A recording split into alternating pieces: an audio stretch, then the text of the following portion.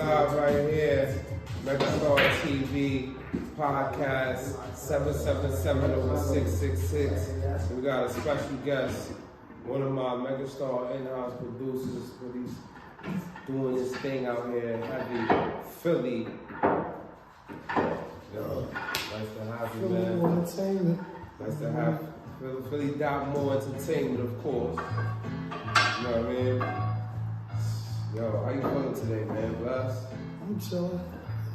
Looking at this morning still running with it. Trying to get as much work get done with my crippled mind, so. Other than that, I'm blessed. That's one of your beats right there? What's up? The joint's called Oh Yeah. Just trying to remind me, oh yeah, we didn't forget this. You know? Yeah. Yeah. So yeah, man, like, what you been working on lately? What you got cooking up, man? Still going up cruising right now, but I'm doing beats. I'm staying incremented and making beats. Of course, I'm doing it from my phone because I don't have my studio ready to run it yet, but it's soon to be running. More in-house one. Doing art also, and a little bit of trying to get into acting. Trying to do a lot of things that I'm venturing into besides I'm a barber. I trade 32 years. Okay. And I try to, go off of my talents versus being a go for a slave for, for people, for that person. Right. I ain't gonna do that, but for what it is, I got more sense than that to be I am the machine. Right. I'm not a battery. Of course, stay independent. I'm not a battery. I'm a fucking yourself. So I should be. It was your generational wealth. Huh? It was your generational wealth. For sure. This is how everything got. This is how all companies get made. It starts from the seed and grows. You gotta believe in yourself, have faith in yourself, Yes, a lot of people, they just wanna be able to just go get that easy check, that steady check, you know what I mean? Like, gotta be able to go through the ups and downs.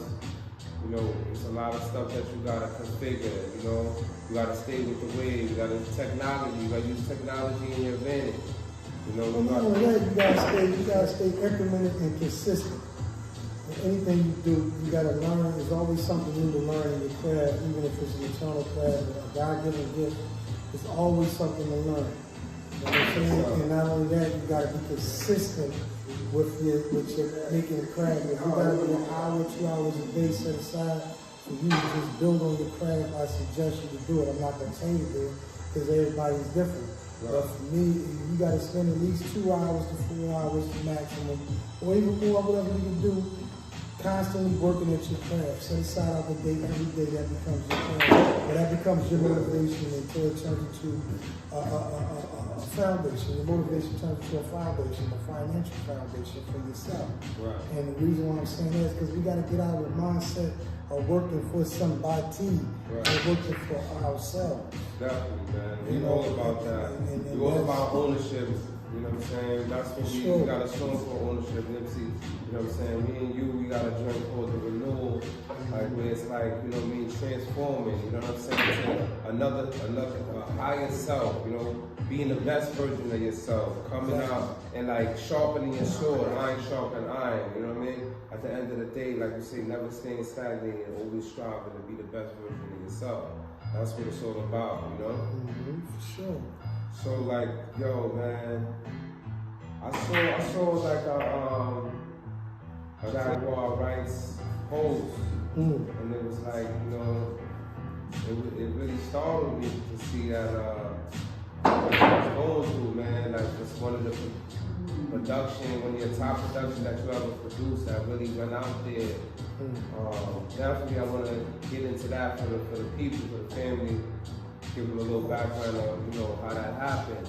Well, I mean, it was like, I would say this is around 2005, 2004, 2005, I mean, the Beatles. The situation how we even coming into producing was, I used to pay to go to the studio on 11th and Island. That's in Philadelphia. Philly, shout out to Philly. You know what I'm saying? And it was my boy T.Y. studio. Jamal worked out of the studio. on numerous projects, but being that was my friend for years, like, I've known Tahir for about, at this time, we was 10 years in, knowing each other. Right. So I kind of like, you know, the whole thing when I was in affiliation, he did production affiliation, albums we released on Tommy Boy back in 2000. So you were signed to Tommy Boy Records? Yes, sir. 2000? In the year 2000. What was the name of the group? Affiliation. Affiliation. APHILYHTION.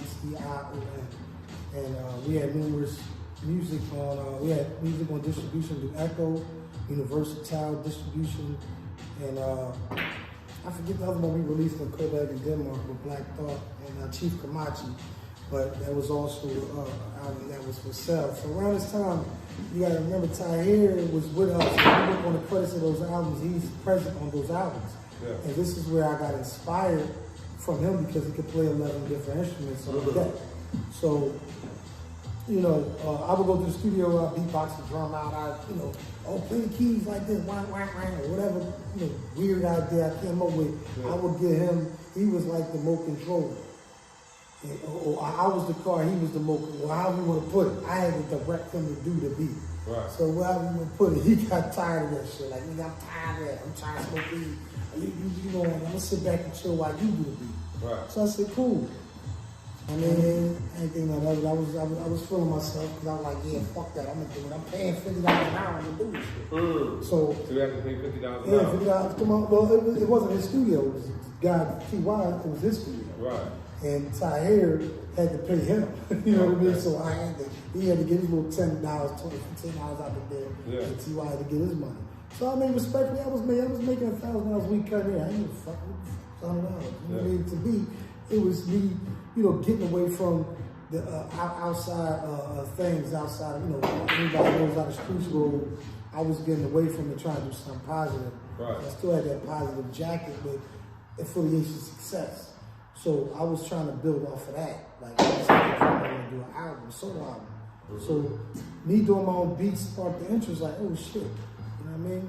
So anyways, I made 2 beats. Yeah. One was a reggae beat, the other one was a hip hop beat. Oh, okay. Slash, I put real drums in it, triggered through the Triton keyboard.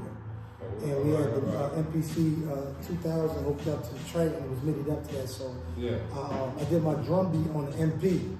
Nice. And then went to the, I didn't even do the hi-hats on the MP. I did the hi-hat, the bass line, the main chords on the Triton, because the clarity of it was different than the MP. We had to sample most of the shit from them. So do you export it from one beat machine to the next? No, it's hooked up together. It was like the MP could trigger the Triton. Okay. So it was like, once I put that drum beat on there, I'm flying whatever I'm doing from the train while that drum beat's playing. I'm putting put it on that MP. Okay. So that could be we would use the MP basically for the sequence, like the sequence to beat. Yeah. That would we do like 4 bars in the beginning, intro, chorus. I mean a verse 8 bars. So if it was 16 bars, I was going to do 4, 8, 4 out. You know what I'm saying? Yeah. So that was ran through. We could use the Trinity. But the the MPC was better. Like a lot of people like the SP1200 because it's a sequencer. They have different like little things you can do with it. Right. Different little doohickeys, make it tone double, make it fade in and out, whatever. So that's why we use that. That's why we had it hooked up like that. From my understanding, that's what it was taught to me. And then when I did the beat, I seen it for myself. Like, oh, okay, you can actually do this. And so I did the beat. And mind you, these was only 2 beats I'd ever made myself. Okay. Besides doing the how should I say, percussion, like beatboxing. The first 2 beats you ever made? Yes, the first 2 beats I ever made. Yeah. And so I wasn't thinking about copyrights. I mean, let me do the poor man copyright works myself and put a seal mail stamp on it, federal seal on it. I just went in and made the CD. You know, you should have leased the poor man copyright. Yeah, I could have, but I wasn't thinking about it. It was the first. Did you know about that at that time? Did you know about that at that time? I found out about it later on down the line when I started making more beats and took it serious. Right. I was talking to my dad. My dad was like, "Man, you can pull copyright. You ain't always got to pay for it." But back then we had to actually copyrights was through the mail. Like now you go online, people back that, you know what I'm saying? Yeah. Back then, that shit all I copyrighted something about sending it to the mail. yeah, so it was a little different. Now Whereas you now it's can hands upload the on. song. You can copyright 10 to 20 songs at a time. Before you was able to copyright multiple projects, you put like Black on the Song Volume 1 and put album by album literally under there, and it'll be copyrighted as a compilation. Okay, gotcha. It literally just got into one time, like a couple of years back, which this is why, like, the copyright job, I'm a little like, I'm not feeling what they did to me because I paid for a submission. This is like 50, you know what I'm saying? And then I did the same thing because they changed the thing with now you only put 20 songs. So once I did that, and I thought it was still the same formula. They literally, you know what they did? They didn't even copyright the first 20 songs. They only copyrighted the first song because they $50 for that one submission. You know what I mean? So like copyright gov, y'all owe me. You know what I'm saying? Some more songs copyrighted. I'm dead ass. I'm coming for those. So, you know what I mean? So back to like what happened. So let's bring up the date. Mind you, around this time, I was indulging in the world of wet. Angel dust, for those that don't know. Big Rooms, Sherm Stick, Black Wet, Red Wet, whatever the fuck you want to call it. That's what I was indulging in. So my mind was scattered anywhere. I wasn't, like, outside the world of production. I didn't get hot in the studio. I got hot outside the studio. Okay. My outside life started overruling the inside life that I was trying to create. So a lot of shit got scattered and twisted. So we talking about 2004, 2005. I did this beat. Didn't think none of it. You know, CDs have a 5-year life expectancy to them anyway. Even if you store them, they have to be stored properly. So even if I stored it on a CD and mailed it to myself, I would have ran to that property. You know what I'm saying? 5-year, 10-year expectancy. We're talking about 20 years ago, 20 plus years ago, this song was recorded. I didn't find out. You're saying the life expectancy of a CD? Emphatically, of a CD is 5 to 10 years. So you're saying after 10 years of CD? It starts to, when I've you never seen that happen with a CD. But it start, if it's not a top quality CD, you gotta remember, you buy multiple joints to buy I mean, but you're gonna put it in the case, you're gonna put it in the I had CDs crumbling. I had the back came off, that whole mirror part will fall off, start crumbling. Literally.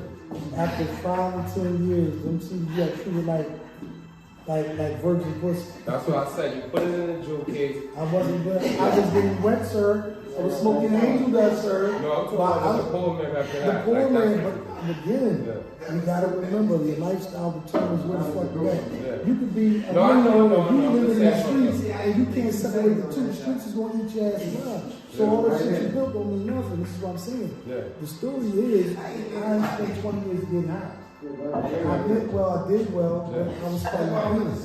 And I got clean when I moved to New York in 2019. I've been sober for 5 years. Okay. But after that, you feel me? So in that, this is where I got my clarity of lifestyle. I'm listening to music, old songs. I'm starting to take in a lot of information. I'm reading a lot. I'm looking around a lot. I'm enjoying life for the first time in my life, drug free. This is like being born again. And I'm hearing patterns. I'm starting to recognize my art skills. Mind you, I haven't painted. I started painting when I was 6 years old. I stopped at 12. At 12, I started cutting hair. I stopped at, I did that for 32 years. In the midst of me cutting hair, I was making beats at some point. In the midst of all of that, the drugs was taking over. It is sit there and do push-ups while you smoking and you clear the beginner stage. It's good. It's doing push-ups. You get to a point where it's super strong and take over. Now you're just chasing the drugs. I'm saying, fuck everything else. Not even, it got so, I took a real pitfall in my life, which, for me, to get to this direction where I'm at now, it was a lot of growing up I had to do mentally and spiritually.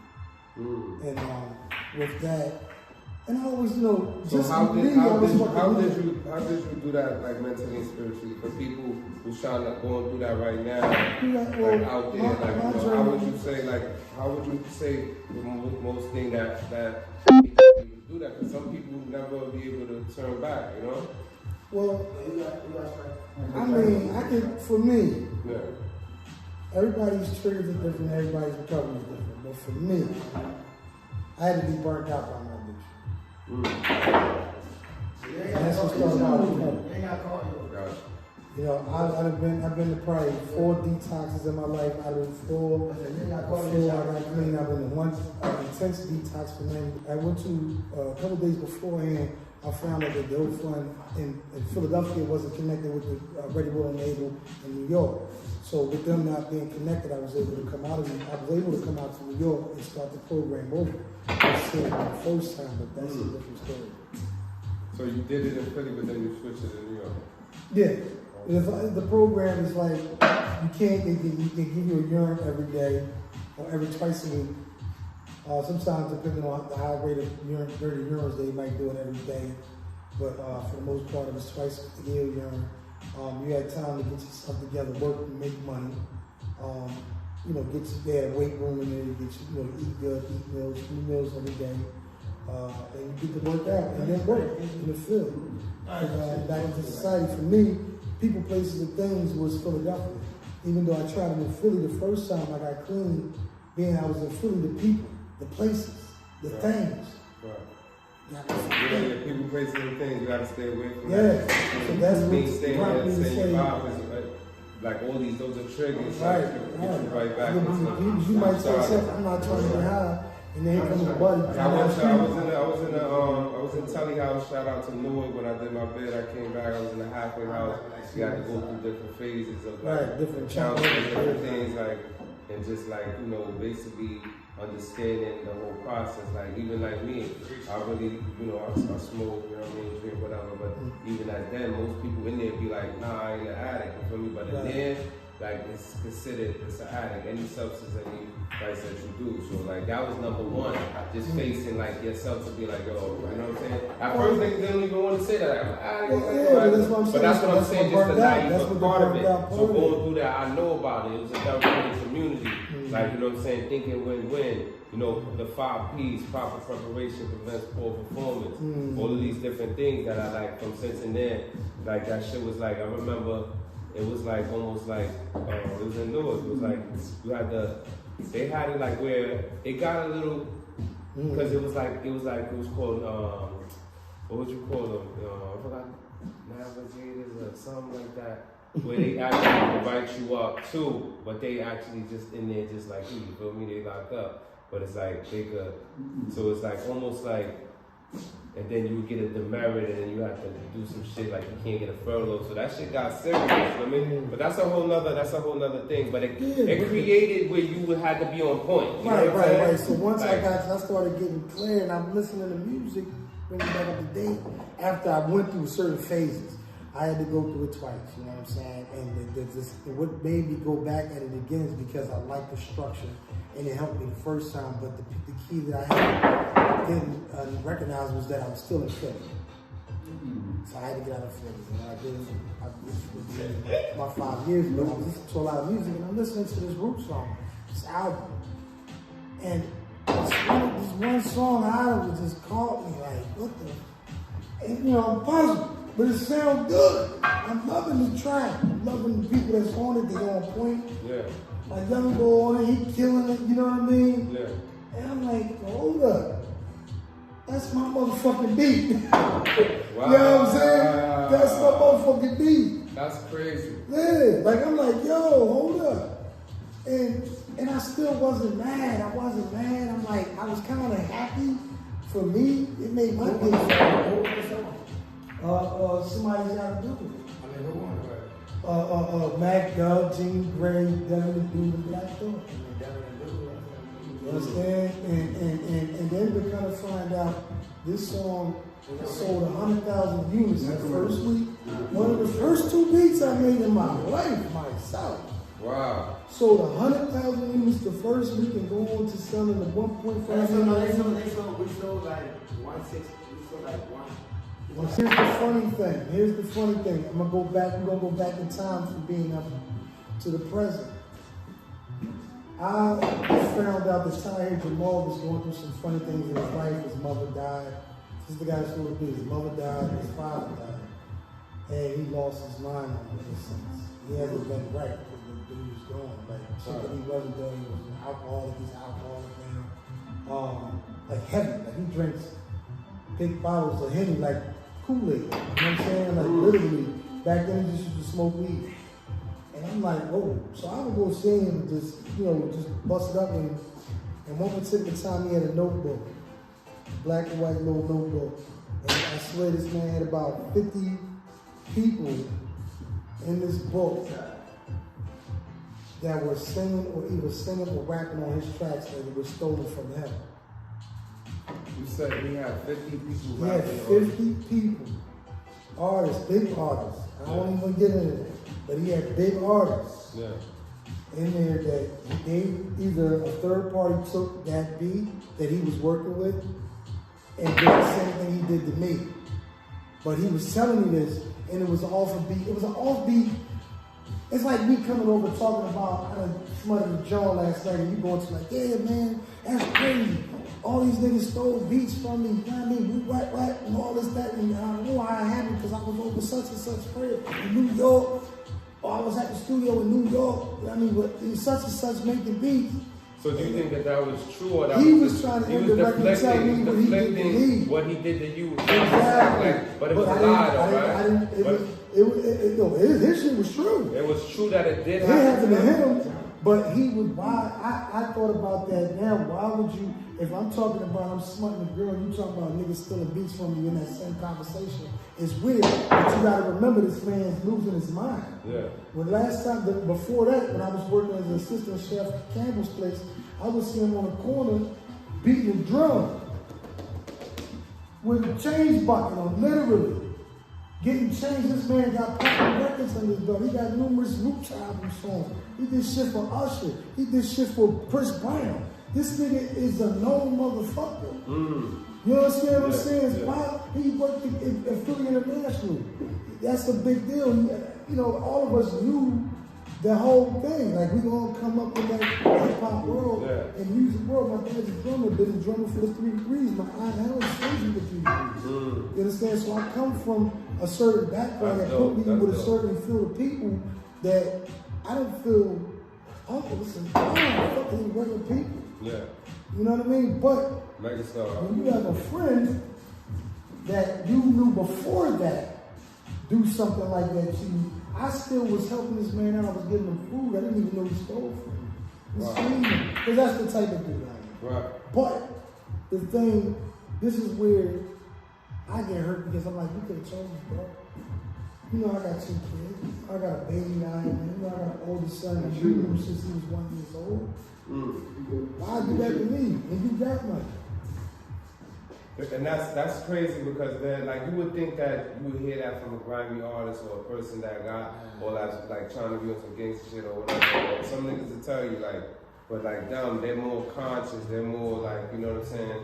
Like, you wouldn't even suspect that they would do something like that. But do you think that he did that due to the fact that it happened to him? Like, you know, a lot of people, they get right and now they want to, you know, they want to. People get caught up in all money. I mean, money is the root of all evil. And if you look at society and look how money is the ruler, you know what I'm saying? It is the ruler. And, you know, people get lost. They get lost in the fame, their lifestyle gets overexceeding you know, what they make. Probably trying to replace shit, trying to make shit, trying to fake shit, whatever. But how it goes, you know, when people, his father died, and he lost his mind on it, in a sense. He hasn't been right because the dude was gone. Like, shit that he wasn't doing, he was an alcoholic, he's alcoholic now. Like heavy, like he drinks big bottles of Henny, like Kool-Aid. You know what I'm saying? Like literally, back then he just used to smoke weed. And I'm like, oh, so I would go see him just, you know, just bust it up. And one particular time he had a notebook, black and white little notebook. And I swear this man had about 50 people in this book that were singing or either singing or rapping on his tracks that were stolen from him. You said he had 50 people. He had 50 people, artists, big artists. I won't even get into that. But he had big artists in there that they either a third party took that beat that he was working with and did the same thing he did to me.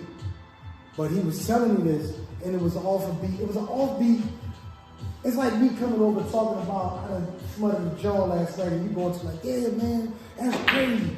All these niggas stole beats from me, you know what I mean? What, and all this, that, and I don't know how it happened because I was over such and such crib in New York, or I was at the studio in New York, you know what I mean? But in such and such making beats. So do you think that was true, or that he was trying to indirectly tell me what he did to me? What he did to you? Exactly. But it was a lie, though, right? His shit was true. It was true that it did happen to him. But he would, I thought about that now. Why would you, if I'm talking about I'm smutting a girl, you talking about niggas stealing beats from you in that same conversation, it's weird. But you gotta remember this man's losing his mind. Yeah. When last time, before that, when I was working as an assistant chef at Campbell's place, I would see him on the corner beating the drum with a change bucket on, literally. Getting changed, this man got popping records on his belt. He got numerous Roots album songs. He did shit for Usher. He did shit for Chris Brown. This nigga is a known motherfucker. You understand what I'm saying? Yeah. He worked at Philly International. That's a big deal.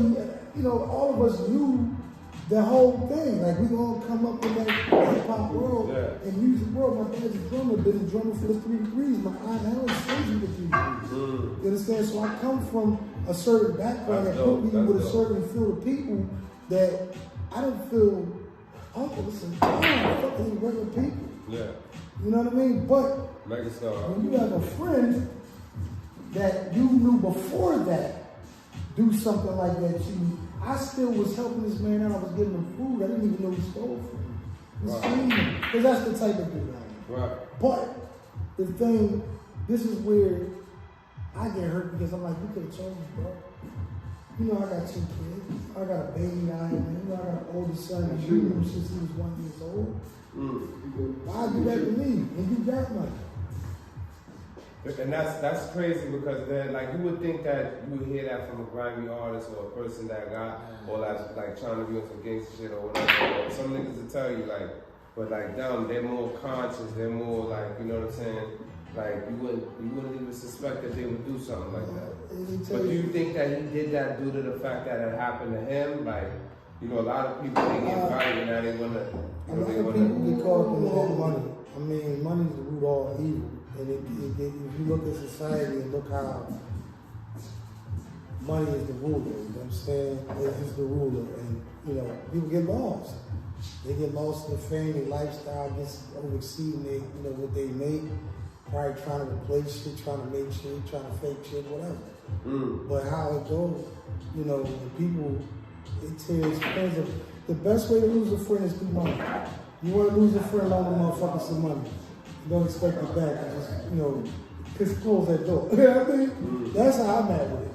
I'd rather close that door than you burn, okay. So, fucking regular people. Yeah. You know what I mean? But Megastar. when you have a friend that you knew before that do something like that to you, I still was helping this man out. I was giving him food. I didn't even know he stole from me. Because that's the type of dude I am. Right. But the thing, this is where I get hurt because I'm like, you could have told me, bro. You know I got 2 kids. I got a baby now. You know I got an older son that you knew since he was 1 year old. Why do that to me? And you got money. And that's crazy because then, like, you would think that you would hear that from a grimy artist or a person that got, or like trying to be on some gangster shit or whatever. Or some niggas will tell you, like, but like them, they're more conscious. They're more like, you know what I'm saying? Like, you wouldn't even suspect that they would do something like that. But do you think that he did that due to the fact that it happened to him? Like, you know, a lot of people, they get fired and now they want to, a lot of people get caught up in that money. I mean, money is the root of all evil. And if you look at society and look how money is the ruler, you know what I'm saying? It's just the ruler. And, you know, people get lost. They get lost in the fame, their lifestyle gets overexceeding what they make. Probably trying to replace shit, trying to make shit, trying to fake shit, whatever.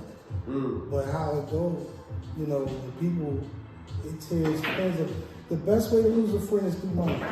You want to lose a friend, loan the motherfucker some money. You don't expect it back. Just, you know, close that door. You know what I mean? That's how I'm at with it. I'd rather close that door than you burn, okay. You know what I'm saying? So, but Like meaning if they don't. yeah, you just expect they're not gonna come back and use it as a tool to say, fuck it, you can't come again and do it.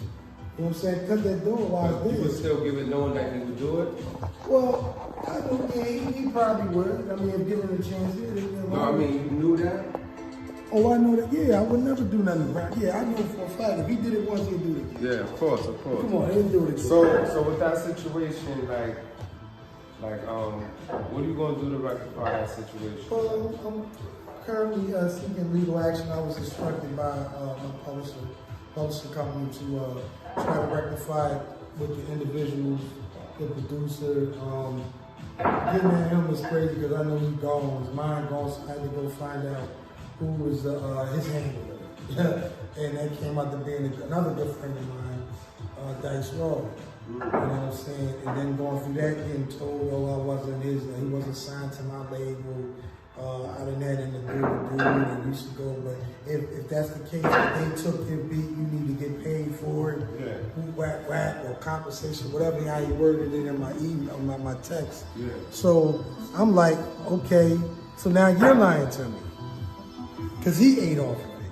Then when I look on the back of the album, it's 14 people back there as far as the lyricists that ain't rapping, getting paid off of my joint. Mind you, this is, you gotta remember, no. So they was like giving their homeboys credits on the album type shit. It's evident. People that wasn't. It's evident. It was just me and Tyre in the studio. So only names as far as the production should be on is me, Tyre, and the rappers that So on. how do you put Now, if they had something between the rappers and somebody how do you put everybody and their mother, but then put you?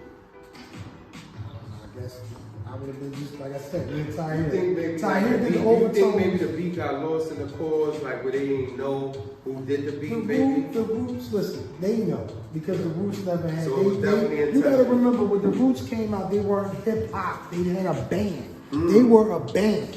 Okay. So if you want to know the story behind that, when we did the first song we did with the Roots on Affiliation, I had to coach Black Thought. Not saying I'm better than him, because Black Thought's a hell of a lyricist to get something good. Right. He didn't know how to rap over a hip hop beat, because if you're going over a band, the drummer can adjust. They can change the pitch, make it faster or slower. If you slow down the speed, you know, in different venues, you get a different world of people. Right. So yeah, but I'm not taking nothing from the artistry or none of that. I'm just saying stating facts. They were not. So it wasn't real right. Is They it? were a band. I heard through the grapevine there was other artists that was claiming that they got jerked too. You said it been. I don't really want to speak on theirs. Yeah, no, but as far as allegedly. oh, you're talking about other artists I work with? Other artists that allegedly didn't do good business with also. Oh yeah. I heard something about, well, for a fact, their bass player, Hubbard, sued them for whatever he sued them for. And this was a bass player in the band, so I don't know. I mean, it's countless of artists. I don't want to speak for them. Yeah, I wish you the Jaguar's another one. Jaguar's another artist that got jerked over like, real I wish bad. you get all your just due, you know what I mean? Well, the reason why I was told to talk it out with them, because if I wouldn't be suing them per se, I'd be suing the label. Yeah. I'm not suing them. It's not tarnishing nothing between our relationship, or if it can ever be salvaged in a relationship on a personal level, because at the end of the day, we all men. Yeah. And if, you got to stand for the wrongs as well as your rights in life. If you can't admit your faults, then fuck it. You know what I'm saying? Yeah. Everything I've been through, everything I did, if you want to know, come holler at me and I'll talk to you about it. You know what I'm saying? But I never did anything intentionally to hurt anybody. I never put nobody in no situation in my camp, you know what I'm saying, to fuck them over. It was always somebody in my camp trying to fuck me over. Maybe I got more bitches than niggas. Maybe I had curly hair. Who knows? Maybe it's because, people, niggas can be bitches too. I mean, that part of my language, but niggas can act funny too. You understand what I'm saying? So you gotta be, you gotta take the good with the bad. Like, come on. And sometimes you don't know that at the beginning, you find it out at the end. But just hope it don't be too late that some people lose their life behind hanging with snakes. This is a problem. Jam Master Jay died because of his friends. There wasn't no dude, oh, that's Jam Master Jay, I know he got money. That was his homies he grew up with. So if you ask me, the people that can fuck you over is the niggas that know. Like even or Big know Al, much like about through you in the the grapevine. back. The average dude, Big Al, because they know like, how you move, if you got a gun, if you can fight. You know Big L, that happened, like his brother, he was in the game. He owed some people money, he ducked and dodged and all of that. And they came and got him. That's one of the stories that I heard. And I've been dedicated to, but shout out to McGraw, different people like that I know, like through the grapevine. You know what I mean? Like, and that's a sad thing. That's why people gotta watch what you're doing, because sometimes, like, you know, the devil works in mysterious ways. It's like God, like you think you're only doing things and you ducking and dodging, they can come back to your family. So you gotta be careful with that. The people out there that's doing dirty. Family, dude, you know, anybody that. No, we talking about when you're doing dirt in the streets and then they can't get you because you ducking and dodging and it leads spills back to one of your loved ones. No. I know that's what happened with Big Al. So that's a tragedy. You feel me? No, but I was about to say, you know what I mean? Family can get you fucked over too, directly or indirectly. Let's not make it seem like this shit is not a real thing. It's motherfuckers that know it. If they know more than the average and they want what you got, they gonna get it. Satan plays through people. Satan is an energy. And if you accept him in your life, he gonna run your ass rampant.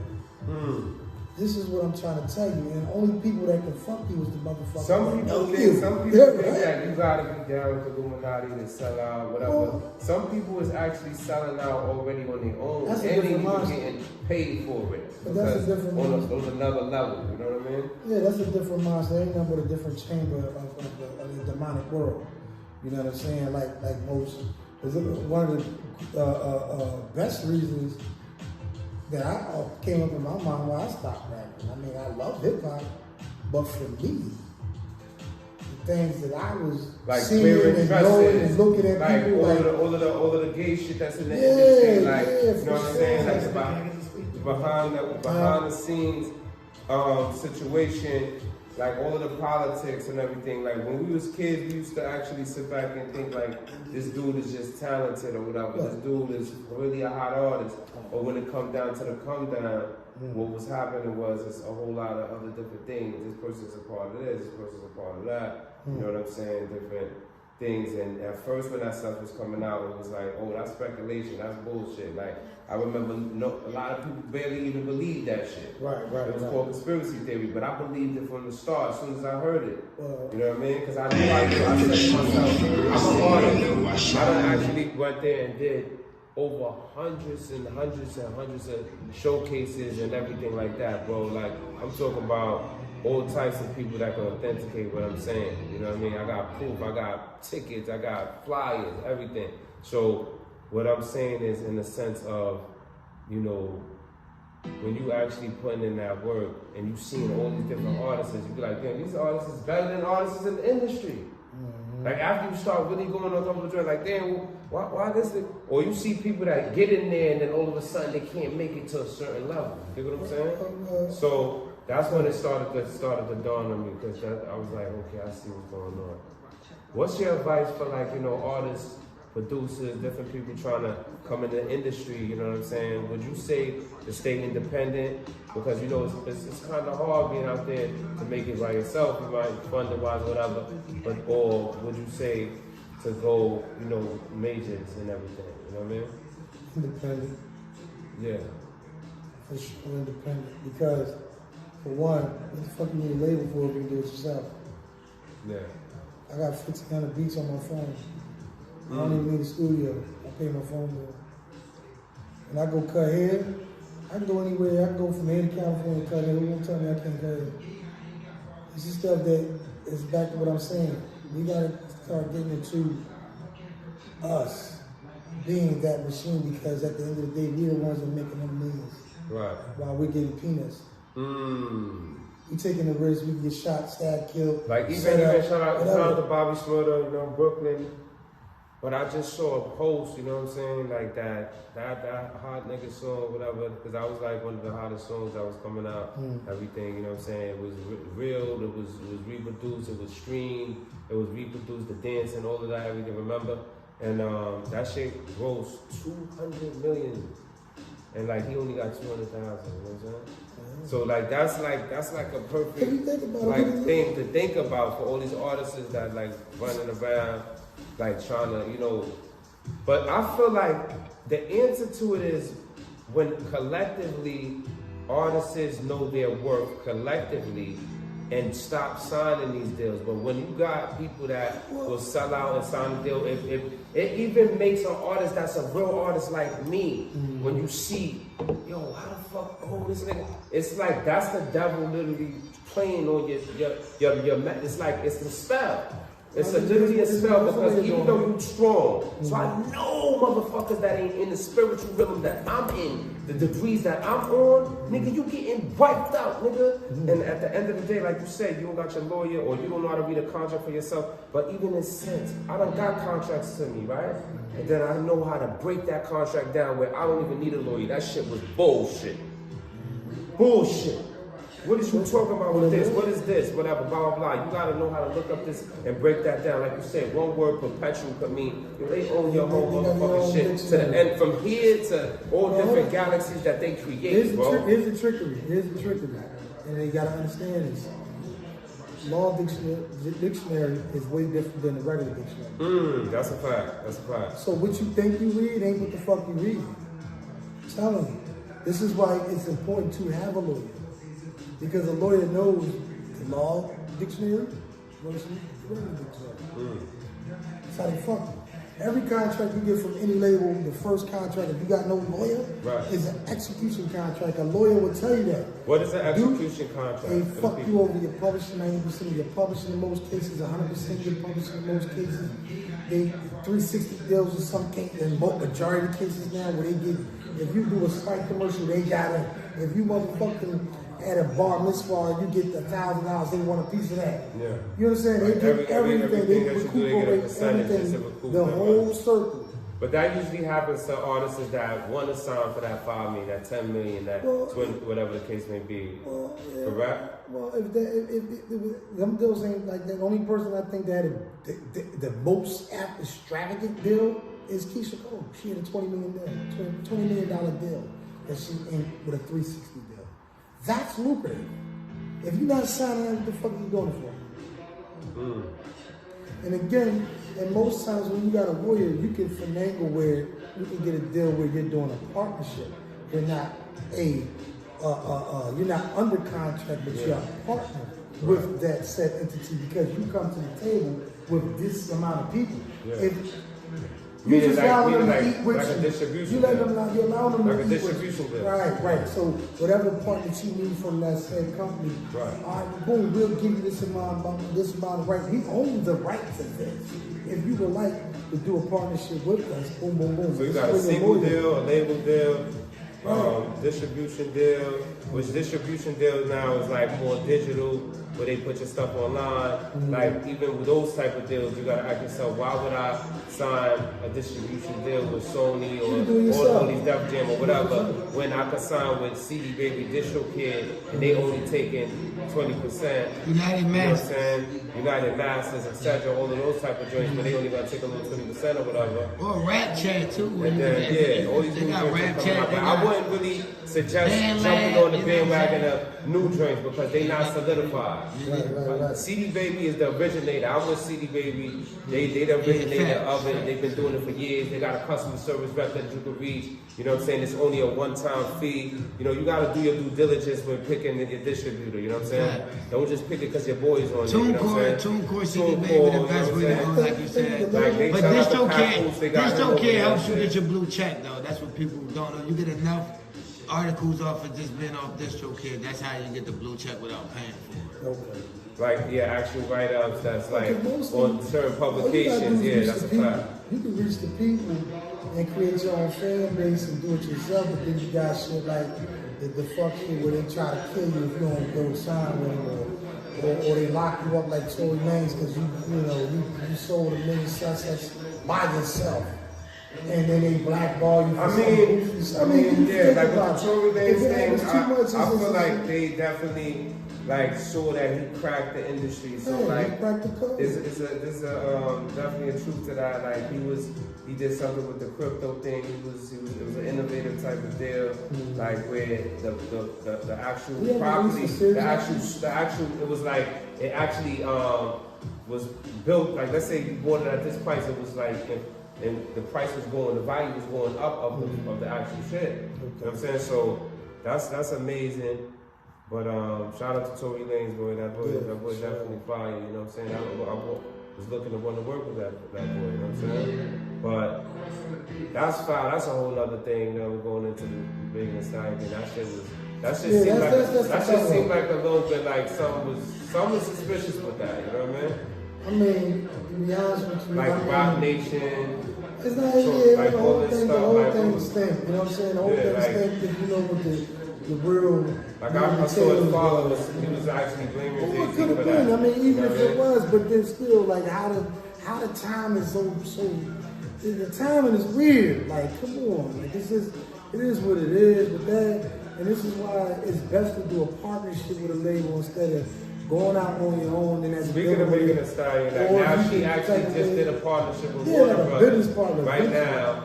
Like when she's keeping like a lot of her publishing and owning like the rights to her masters, like actually right now. I sent you that, remember? Yeah, and that's a fact. So like, you gotta. It's just weird that when something bad goes wrong with somebody and the other person involved in that, then they start to get the best deal in the world because nobody got that deal. You feel me? We already know that. Like that's why I told you to say get a lawyer. Sometimes even with the lawyers, they not getting those deals. But Megastar is established artist. You gotta get a lawyer that actually knows the job. That's what I'm saying. You gotta get a lawyer that got a personal. Do you think on your first deal you could get that type of Megastar deal? No, you have to be proven to a certain extent, correct? No.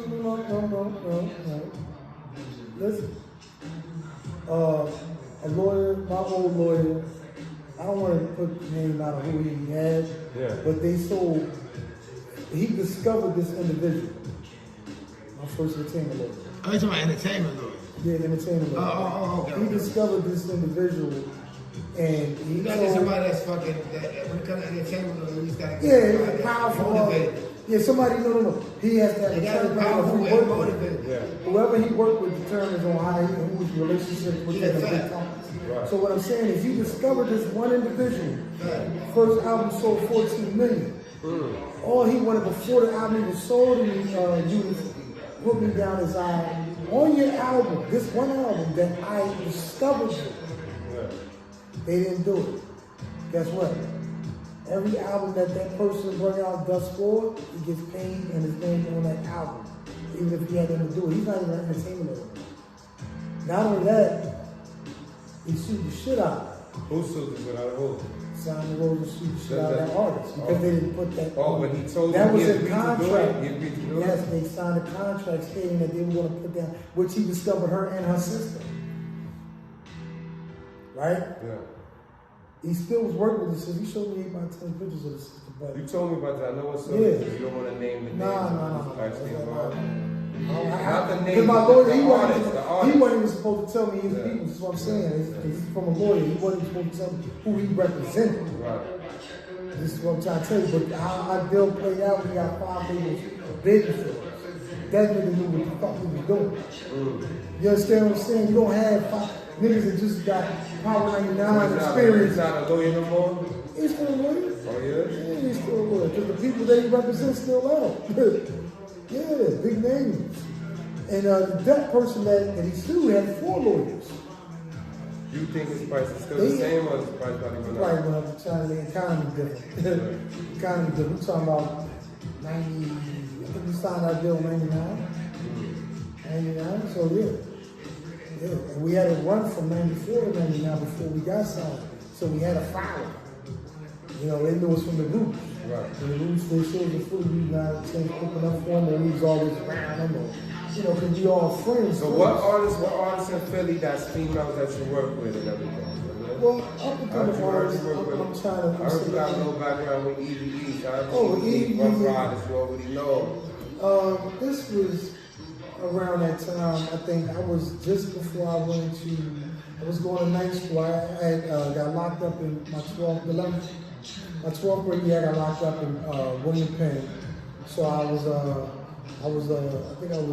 had to get 2 credits because I didn't finish that school year. But I had to get 2 credits to go on. I wanted to go to college. I wanted to go to community college, so I had to go to night school. So I went there and I had phys ed and math. I had to take that. And Ben Franklin, that's another high school that was doing the night school for William Penn. This is where I already knew Eve, but this is where I ran back into her. And she was telling me she was going to LA to meet Dr. Dre. And she needed some ideas for a song. Right. And titles. The Aftermath deal. Yeah. And I was like, damn. So this is after Rough Riders? This was before Rough Riders that she was signed to? She was with Dr. Dre before she went to Rough Riders. Then got back with Dr. Dre. She was with Dr. Dre before Rough Riders? I didn't know that. Yes. I didn't know that. I thought she was signed to Rough Riders first. I'm gonna tell you how it went. It went Ram Squad. No, it went L Nation first. Yeah. L Nation was an unheard of group, an unsigned group that was in Philly. Yeah. And then went from them to her hanging with Ram Squad. There's another unsigned group that's from Philadelphia. She was just in there like hyping and doing shit like that, right? Then from there, she was freelancing, trying to get herself together. She actually had a partner named Jennifer. When she was with L Nation. Right. That didn't pan out. They sound damn good, but I don't know how it pan out, but it was pan out. And from there, when Tommy Hill was going through what he was going through with the mafia, whatever he got caught up in, she left the niggas alone. Like anybody else would, they ain't want nothing to do with that. You know what I'm saying? Right. And that's when she started freelance on her music, or that she raps, and she wanted to get into that door. Yeah. As far as her meeting certain producers up there, I wasn't around her for that. I was around before that. So we were in night school, and she was telling me about this thing with LA. She's going out there to meet with some people. She needed some song. So I went to my little math class. After class, I seen her again in the hallway or outside or something. I was smoking a cigarette, and I gave her 3 verses and a chorus, and the name of the song was Eve of Destruction. I said, your name is Eve, Jennifer, you might as well call it Eve of Destruction. And I don't think she used the chorus. I do believe they referenced my verses and mixed it in with whoever. I believe her cousin was writing for her, mainly through her career. So like Eve, she's not a writer? No, she's just a face. She she loves hip hop. No, she's hip hop to the core, but as far as penciling in those hits, that's not her penciling. Wow, I really thought she did. Her cousin was penciling in a lot of her shit. Yeah. So Nikki really writes her shit though. I don't know Nikki. I don't know Nikki. I don't know. Only Nikki I knew was D. Prosper's sister, and that was on the other thing. She rapped and she wrote her other shit. That was D. Prosper used to be an A&R director. And Gene, his name works at Def Jams. I don't know if he's still there, but so with his sister. I didn't even know him. I just know him from her. But so like with Gene Gray and everything, like and that's part. I had a group that I tried to write for a friend of mine named O.E. He actually shot the Baller remix that Jim Jones did. Yeah. Every girl that was in that video was his shorties. Like he moved to Atlanta. He's from Philadelphia. He's a producer. I met him through Kenny Whitehead in the Whitehead Brothers. So he had multiple chicks at the same time that he was. He was a playboy. He was type. He'll have multiple chicks individually. I'm gonna tell you how he did it. Yeah. You gotta listen to listen. He used to get bitches to say he was retired. So every bitch, he had a barbershop that was around 3 universities in Atlanta. So when he was getting them is first, because he cut hair, he was like, I arch your eyebrows for a month free, just to get the women to come. He was a playboy. That's what he did. He would arch the women's eyebrows for free for a month or 2, get the business popping, and when you get the business popping, you crack on the bitches. Bitches love you doing the eyebrow shop. So then it goes from he get a couple come over the crib, let me get your picture. You know, I'm a photographer, he taking pictures, right? Yeah. He started getting so much publicity off of taking pictures that he stopped cutting. He had a whole studio. He's making beats. So he's just focusing on putting youth girls in videos. Yeah. You know what I'm saying? People, like music videos? I need 4 trunks, music videos. Yeah. That's how he got the score for Baller Movies. He's actually on the MTV joint. He's the guy, he running around, a light-skinned dude. He had an afro, a little short afro, looked like, he looked a little bit like, what's the Ludacris. He reminded me of Ludacris a little bit. Okay. But, yeah, so that's how as long as I know him, he's always like that. But that turned into a career. By him trying to get smuts and all that, or get pictures, taking pictures, doing video vixens, he became famous for doing that in real estate. He was like, yo, I'm making, this is my money a month. I ain't cutting hair no more. When he left from Philly, when he came back, he had a bubble out bench. I knew it was serious. But at this time, I was on probation. I couldn't go back. I would have went back. Because I was coming here and I was rapping and I was trying to produce. Like, and I was doing the same thing with Tyre. I was doing that. Oh, we do like this, we do like that. Until the equipment he had, he had a Sonic keyboard, an ASR keyboard. I had a little experience with that. Actually, the Wu-Tang first album was done on Sonic, so just to let you know what that piece is capable of doing. 36 Chambers was done off of that piece. Oh, really? You know what I'm saying? In fact, yeah. That's when they put the cartridge in. To load your sounds in, load the song up and put it like a floppy disk. Oh, yeah.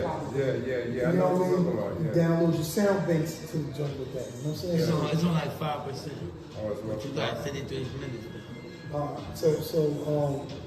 So the whole thing is, that's how that happened with it. You know what I mean? But the type of people I knew and working with.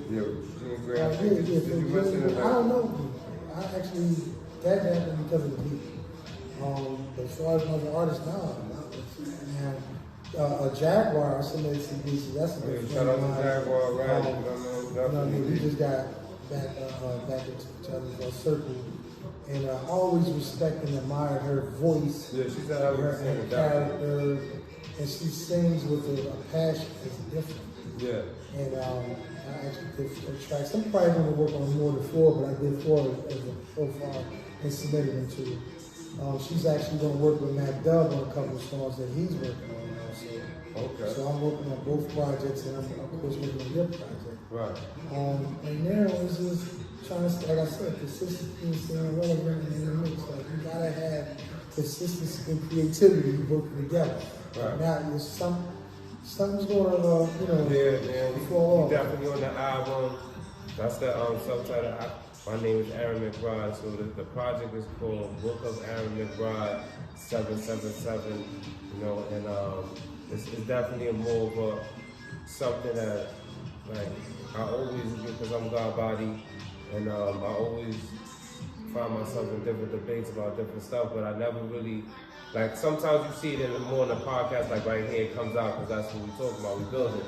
But within the music, you hear it, but you don't really, it's not full throttle. So this is going to be, for people who really know me, they're going to say, yo, this is really him on this music, you know what I'm saying? The spiritual side of different things, elements so much different things. I got the Low Attraction album. I've always been doing my thing in that lane, you know what I'm saying? A lot of people, even within that era of all the gangster shit, and that's still going on now, but that was the era. It's I always felt like I'm the type of person that a lot of people, they want to talk on records what they do. Before, even now, so it's even worse than me. That shit's a whole nother level. How people snitch on themselves, talk to say everything in their music or whatever the case may be. You know what I'm saying? Right. Just to get people, it's just weird. It's a weirdo shit. You know what I'm saying? It's not mafia, bro. You know what I'm saying? I'm Megastar Mafia, we don't do that. You know what I'm saying? At the end of the day, we don't want to be associated with it because that could bring us down too, within that. You know what I'm saying? So what it is you gotta remember that them people that control the industry, they want you to push a certain narrative. That's why they actually paying you to have influence over, you know what I'm saying, like a sexy red, or different people, not just her, we don't want to single her, but multiple different females in the industry, twerking and doing this, and then you got little